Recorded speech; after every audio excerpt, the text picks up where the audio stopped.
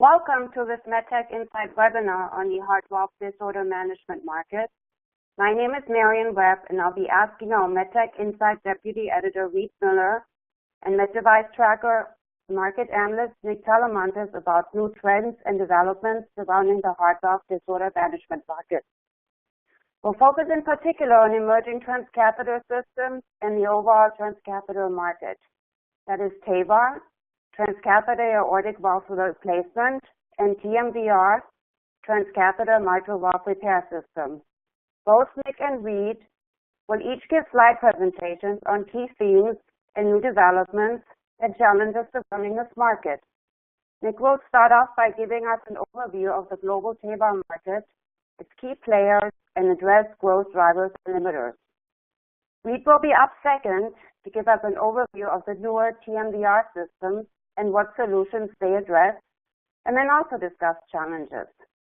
And then we'll have a discussion about some of the issues they raise. I'd like to mention that we ran a poll before the webinar to find out about the current sentiment on heart valve transcatheter technology. You'll learn more about these findings from our presenters, Nick and Reed. And if you have questions, please submit them to the box on the screen, and we'll get to them at the end. This webinar will be recorded, and the link will be shared with audience attendees. Thank you. I'd like to start off with an overview of the heart valve disorder management market. First to say, transcatheter technologies are poised to cannibalize invasive surgical procedures in the coming years, driven in large part by new technological advancements and the continued expansion to a younger, wider audience. These two factors will drive up market share of emerging transcatheter systems to 76%, whereas the market share of invasive surgical procedures is expected to drop to a new low of 24%. So when it comes to the overall market for transcatheter heart valve management products, we can expect this market to more than double to reach $6.2 billion by 2021. The major growth drivers are the rising number of valvular disease resulting from the increasing obesity rates and the continued rise of diabetes. Another contributing factor is the growing evidence base that supports the benefits of transcatheter repair and replacement. The expansion to intermediate risk patients, or those defined with a surgical mortality risk of 3% at 30 days, following procedure is expected to significantly broaden TAVR applications as well. But you'll hear about tremendous challenges from device durability and longevity to high cost, which will be addressed by the presenters in more detail. When it comes to TAVR, the market size is much bigger compared to TMVR. There has been a tremendous amount of innovation in recent years, which health experts believe will not only drive the technology's expansion geographically, but is also likely to pave the way to a lower risk and younger patient population. In particular, the expanded indication for intermediate risk patients in the US and Europe will play a key role, and ongoing studies in low-risk patients could lead to an even broader expansion of these systems. Looking at TMVR, or mitral valve systems, there's hope that the success of TAVR will eventually translate into serving a much larger pool of patients as well. To date, only one company, namely Abbott, has an approved TMVR product on the market in the US, which is the Mitral clip. But other companies are investigating this space as well. It is here that I'd like to introduce you to our presenters. Welcome to Nick, who will give us an overview on the key competitors in the TAVR market segment. He'll talk about the biggest challenges and also talk a bit more about the expanded indications that I mentioned and its potential impact on the overall TAVR market and competitive landscape. Welcome to Nick, who will now present his slides. Thanks, Marian.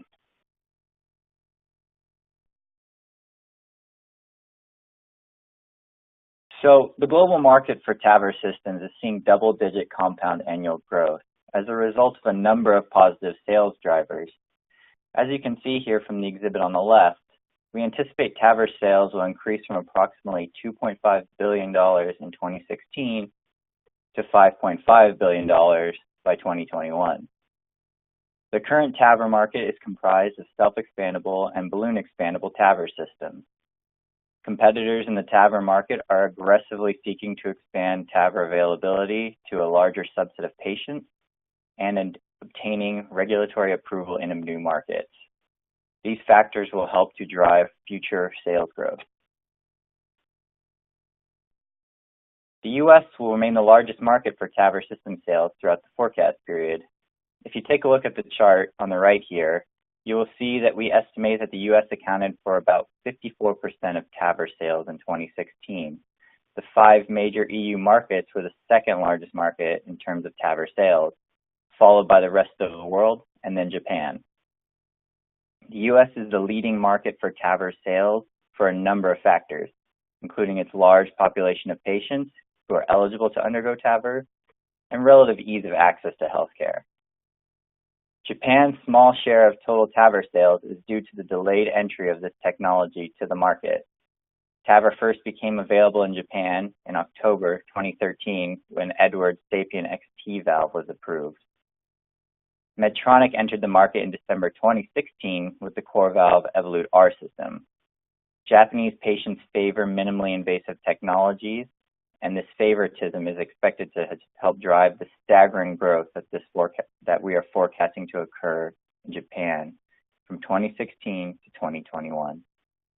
Japanese TAVR product sales are expected to grow from $31 million in 2016 to $400 million in 2021. Edwards Lifesciences and Medtronic are the market leaders in terms of total TAVR system sales. Edwards Lifesciences' dominant market position has benefited from the company being the first to market in the US and EU, as well as the success of iterative product launches. At the bottom of the slide, you'll notice that we estimate that Edwards Lifesciences accounted for about 66% of total TAVR sales in 2016, outpacing all other competitors. The European market, of which the 5 major EU markets account for the majority of all TAVR system sales, is more fragmented in regards to the competitive landscape. This is on account of the presence of additional TAVR suppliers, which have ramped up competition for Edwards and Medtronic. Other suppliers of TAVR systems include Boston Scientific, St. Jude Medical, now owned by Abbott, and Genevalve. Boston Scientific is aggressively pursuing the development of its own TAVR technology, including an acquisition of TAVR competitor Symetis in March 2017. Changes in market shares will be driven by new product launches, potential mergers and acquisitions, and focused efforts on marketing products in emerging markets. Future clinical data demonstrating one TAVR system is superior could potentially shake up the competitive landscape. Large, randomized head-to-head clinical trials are needed in order to compare available TAVR systems.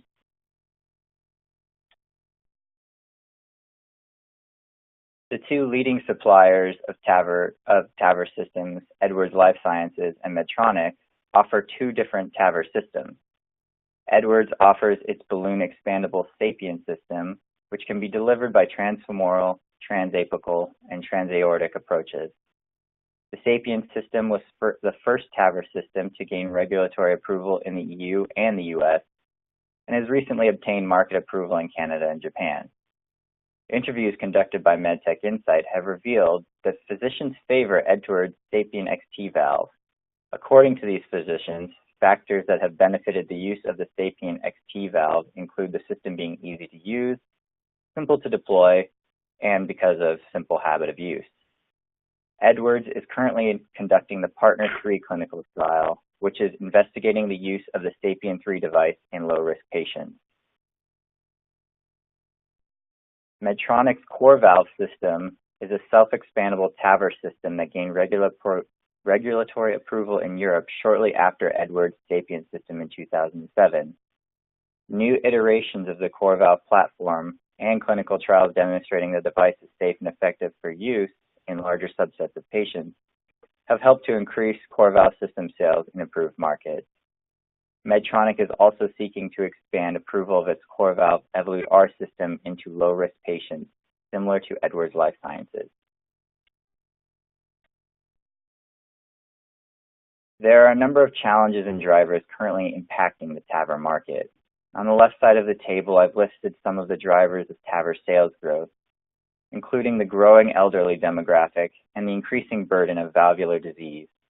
This burden is in part driven by the increasing prevalence of cardiovascular disease risk factors, such as diabetes, obesity, and smoking. Another growth driver is the demand for better healthcare services in emerging markets, such as Brazil, China, India, and Russia, which is also helping to support TAVR growth. China and India in particular have large cardiovascular disease burdens due to higher rates of smoking among the population, among other factors. The expansion of TAVR availability to patients who are considered intermediate risk of surgical complications has and will bolster future TAVR sales. Expansion of availability to low-risk patients would further enhance this growth. If we move over to the right column of the table, I have some of the challenges currently impeding market growth. Limitations of sales growth include concerns regarding the durability or device longevity of TAVR systems in younger patients. Additional clinical trial data is necessary to address this concern, as it is still unclear how long TAVR devices can function properly once implanted. TAVR devices are expensive, which is further compounded by the issue that some TAVR recipients may still require the implantation of a pacemaker in order to manage their condition. In addition, TAVR is a newer procedure with its own procedural complexities. Proper training of physicians will remedy this limitation over time. That concludes my overview of the TAVR market. I'd like to let Marion introduce our next presenter. Yes, thank you, Nick, for your excellent presentation on the TAVR market. Next up is Reed, who will offer his slide presentation on the TMVR market. Welcome, Reed. Thanks, Marion. Yes, I'm Reed Miller, the Deputy Editor of Medtech Insight, and I'm going to be talking a little bit about the development of new technology to repair the mitral valve. So just a quick overview of the anatomy and the problem that we're talking about here. The mitral valve is a dual flap valve that's between the heart's left atrium and the left ventricle. When the left atrium contracts, the valve opens to send the blood into the left ventricle. And then when the left ventricle contracts to send blood up through the aorta and into the body, the mitral valve is supposed to close. So mitral regurgitation, which is usually just referred to as MR, happens when this valve does not close sufficiently, and this causes blood that's supposed to go through the aorta to come back up in through the atrium.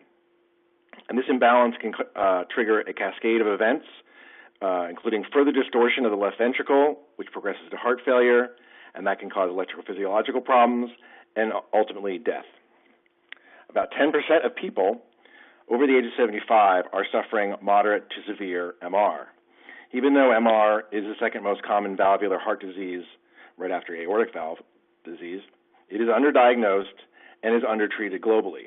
Now, it's important to understand that there's two kinds of MR that doctors talk about.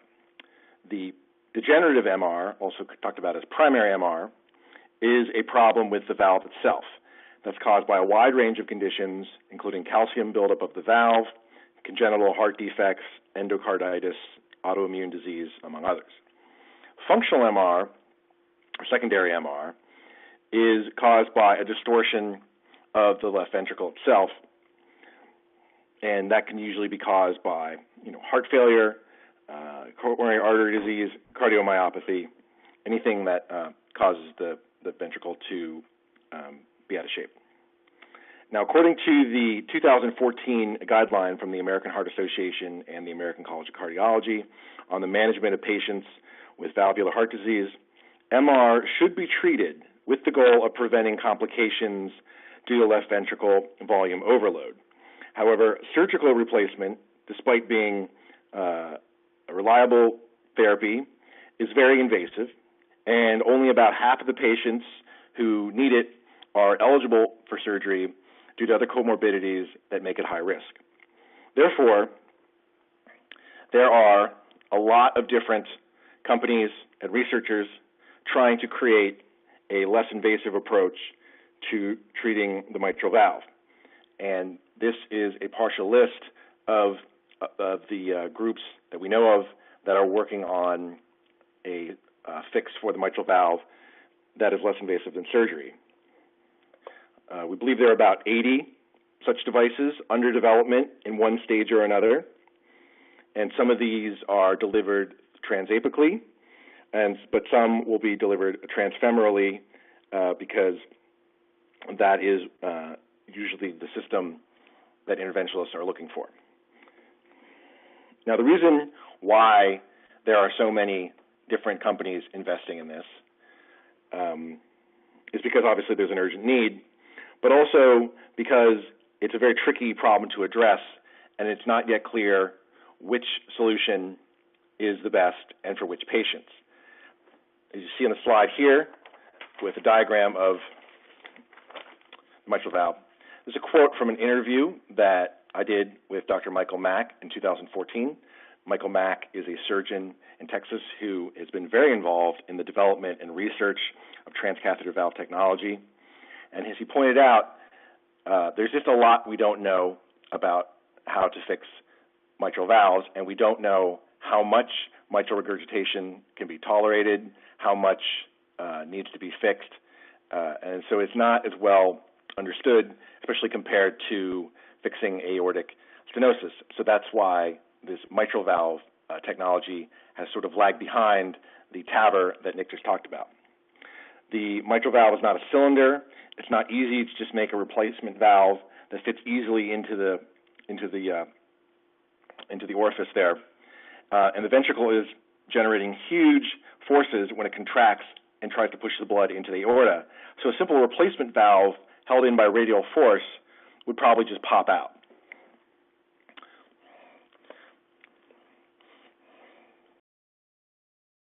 So right now, despite all the efforts of so many different researchers and companies to take advantage of this need, there's only really one device that is approved in the United States, at least, to treat mitral regurgitation with a percutaneous approach, and that is Abbott's MitraClip. Now, as you can see from the diagram, MitraClip is just an alligator clip that holds the two leaflets together end to end. It doesn't actually replace the valve or fix the problem. It just clips them together, and it's sort of counterintuitive that this would work, but there's been a lot of data that shows that this actually works. It keeps the valve open enough to function when it's supposed to be open, but closes enough to prevent mitral regurgitation. The Everest II randomized trial compared MitraClip to surgery in 279 patients with grade 3 or grade 4 mitral regurgitation, that's moderate to severe mitral regurgitation.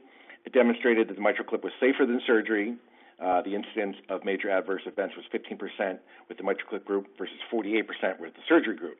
However, in that trial, surgery yielded significantly better functional outcomes in terms of death, the need for surgery or reoperation, and grade 3, 3, or 4 mitral regurgitation. So clearly, with this kind of percutaneous repair, it's probably not going to be a better option than surgery for all patients, and it will depend on the specific risks and benefits of that particular patient. Those that are good candidates for surgery, which will mostly be younger patients, would probably still do better with surgery. But this balance between the risks and benefits of surgery or a less invasive approach will also evolve as the technologies evolve. Now, FDA is approved for primary degenerative MR, but in the rest of the world, about 75 to 80% of the MitraClip implants are being used for functional mitral valve regurgitation, even though its potential to treat functional MR has not been demonstrated in a major trial. So the company is running the COAPT trial, C-O-A-P-T, COAPT trial, which is underway in the U.S. and Canada, and that is comparing MitraClip to medication alone in 610 patients with functional mitral regurgitation. COAPT will go a long way to determining if treating mitral regurgitation has a significant long-term effect on heart failure. And as Dr. Mack told me, if that trial turns out positive, that will also catalyze the whole field of transcatheter valves.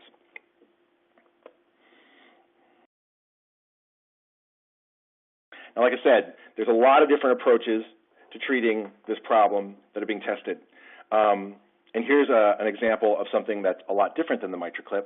This is Cardiac Dimensions Carillon device, and instead of putting the valve leaflets together, this tries to reshape the mitral annular apparatus to reduce the size of the mitral annulus and reduce functional mitral regurgitation. It has a proximal and distal anchor, and that reshapes the area around the valve instead of addressing the valve itself. The company is sponsoring a 400-patient trial, randomizing patients with symptomatic functional mitral valve regurgitation associated with heart failure to either treatment with Carillon or medical therapy only. Another one worth mentioning, and there's no picture of it because it's that new, is the 4C Medical Technology. It has a dome device that sits in the atrium rather than within the valve annulus itself. And the idea there is that hopefully it will last longer and avoid many of the complications faced by other minimally invasive mitral valve replacement technologies. And I should also mention there's a number of researchers working on what we call the living valve approach. So, for example, Zeltis is developing its RestoreX technology for aortic and pulmonary valves. And what that is a bioabsorbable scaffold where the patient's own cells build new tissue. That eventually the scaffold disappears and all that's left is a new functional valve in the shape of the original scaffold. But it can grow and it can evolve and it won't be rejected like a lot of other implants.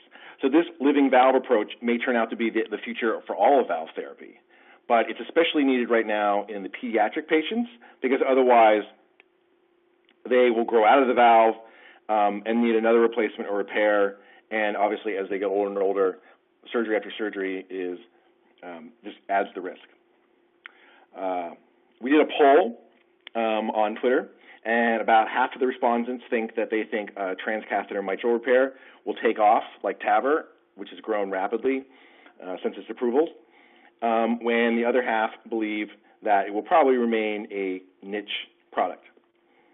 So to wrap up, the transcatheter or minimally invasive mitral valve repair is similar to transcatheter aortic valve repair in that both are technologies trying to find a way to treat a deadly disease in people for whom surgery is just very dangerous or just unthinkable. However, transcatheter mitral valve repair is very different from TAVR in that its technical challenges are very different. And there are still a lot of unknowns about fixing the mitral valve with this approach, and we'll see a lot of different approaches being tested over the next few years and a lot more clinical data being generated. Great. Well, thank you, Rick and Reed and Nick, for your presentations on TAVR and TMVR systems. We'll now be moving on to the Q&A session. So, Nick, that was a great presentation. I just wanted to ask you a few questions. You talked about the major competitors in this market, Edwards Lifesciences, Medtronic, and Boston Scientific. Who are some of the emerging competitors? Yes, so beyond the two market leaders, companies with currently approved TAVR systems include Boston Scientific, Braille Biomedica, Colibri Heart Valve, JenaValve, St. Jude Medical, and Venus Medtech. Companies with TAVR systems in development include JC Medical, Merrill Life Sciences, Heart Leaflet Technology, Allegra, and Advanced Bioprosthetic Surfaces. I see. And what would you say are the biggest challenges in this market segment? Two of the key challenges, I think, to the growth of TAVR devices are cost and device longevity in younger patients. I anticipate that with more competition in the TAVR market, the high device costs will be just slowly driven down. Device longevity in younger patients needs to be further investigated, as there are concerns that TAVR systems may need to be replaced in younger patients, which adds future concerns regarding costs and complications. This was not the focus of the initial high-risk patient subsets, as these patients are older. You talked a lot about the expanded indication for intermediate-risk patients. Can you talk about what this indication means for companies developing products and also physicians and patients? Sure. So the recent expansion to intermediate-risk patients has been positive for patients, physicians, and companies developing TAVR systems. Initial TAVR approval was for patients at higher risk of complications for more invasive aortic valve surgery. The expansion to intermediate risk patients has broadened the number of patients who are eligible to undergo a TAVR procedure. The next step is to investigate whether TAVR is safe and effective in low-risk patients, which Edwards Lifesciences and Medtronic are actively pursuing at this time. Thank you, Nick. Reed, I also have some questions for you. It sounds like there are a lot of different ideas, and nobody really knows what exactly is going to work in the TMVR space. Is that correct? Yeah, that's right. It's likely that eventually several different technologies will survive on the market, and each of them will be suited to a specific type of patient. But there's a long way to go in research and development and clinical data generation to sort that out. It's also likely we'll see some consolidation in the market so that the bigger companies can offer multiple different options for mitral valve repair so that the physician buying from them can treat all of their patients and pick the device that is best suited to that particular patient. You have this one great slide showing different valves, and I was wondering, beyond the aortic and the mitral valve, are there any efforts going on to fix the other valves in the heart? Yeah, there are. For example, Abbott, which has the MitraClip, is developing the MitraClip technology to treat the tricuspid valve, and they just recently announced the start of the TriLuminate feasibility trial, which will evaluate a version of the MitraClip, which they're just simply calling the tricuspid valve repair system, to treat tricuspid regurgitation. In the pulmonary valve space, Zeltis, it's a company that I mentioned before, is trying its Restorex technology to treat congenital pulmonary valve disease in children. And so far, they have about 2 years of data, and it's working the way it's supposed to. And that will probably continue to be an important space because pulmonary regurgitation is rare as a congenital defect, but it can also result from surgery. It leads to cardiac insufficiency, electrophysiological problems. So it's definitely going to be an important indication for valve repair or replacement technology down the road. I see. Very interesting. With regards to the FDA, so in TAVR, the FDA required each device to run a trial and earn an indication in specific populations based on their risk during surgery, first the inoperable patients, then the high-risk patients, and now onto intermediate and low-risk patients. Do you expect the same for TMVR, Reed? Well, that'll be an interesting development to follow. So right now, it's pretty clear that surgical valve replacement is very often a better therapy than minimally invasive repair in the patients that can withstand the surgery. But minimally invasive repair is better for patients who are at risk during surgery. So understanding exactly what the risk is for a particular patient and balancing that against the potential benefits for that particular patient will continue to be tricky. I don't know if it's going to develop along the same stepwise pattern that we saw with transcatheter aortic valves, the severe, intermediate, then low-risk patients.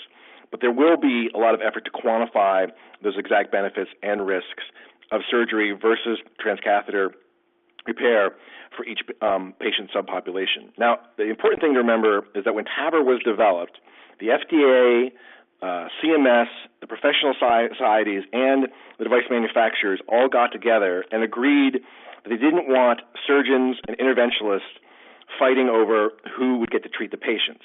It's not good for the patients, and it turns out it's not good for the manufacturers trying to sell devices. They already went through that struggle with carotid stenting, and they didn't want to do it again. So they developed this concept of the heart team and made sure that the FDA-approved indications for all TAVR devices and the Medicare coverage rules specify that patients should only undergo TAVR instead of surgery after both the surgeon and the interventionalist in the hospital and maybe some other people treating that patient agreed that was the best approach for that patient. And that seems to have worked out well for everyone, even as TAVR has slowly taken some of the market share from surgery. So I think we're going to see that same approach applied to mitral valves and all the other valves. There'll be this insistence on collaboration within the hospital between the different specialties to determine that a given technology is right for that particular patient based on their risks and their expectations and their potential benefits. Thank you, Reed. So it looks like we don't have any more questions at this time. So I'd like to conclude our Q&A session. Thank you very much to both Reed Miller from Medtech Insights and Nick Chalamantis from Med Device Tracker for your highly educational commentary and excellent presentations on the heart valve disorder management market. My name is Marian Webb, and I'm the managing editor for Medtech Insights. If you wish to comment on the content of this webinar or suggest future themes, please email farmer@informa.com. As a recap, we will provide this recorded session at a later time. For now, thank you and goodbye.